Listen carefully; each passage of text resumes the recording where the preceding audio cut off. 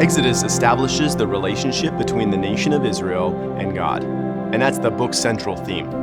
All the famous stories, the plagues against Egypt, the crossing of the Red Sea, the giving of the Ten Commandments, are about the early days of this relationship, one that shapes the rest of the Old Testament. This relationship begins with God declaring his name to Moses from the burning bush, Yahweh, I am who I am. Now, this is not the first time the name Yahweh is used. Abraham uses the covenant name of God all the way back in Genesis 15. God is called Yahweh even in the account of the creation in Genesis 2. But by using the name Yahweh throughout Exodus, the author is showing that God has committed himself to the nation of Israel. They will always be the people of Yahweh. With great and mighty miracles, God redeems his people out of Egypt, providing for them through the desert until they arrive at Mount Sinai.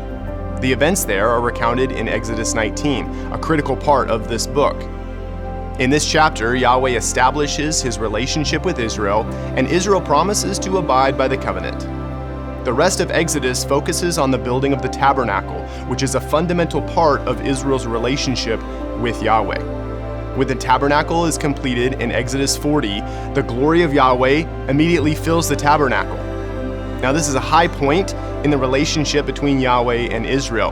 God has committed himself to Israel, and even as they disobey him in subsequent books of the Old Testament, he will never forsake that relationship. And that glorious truth is at the center of Exodus.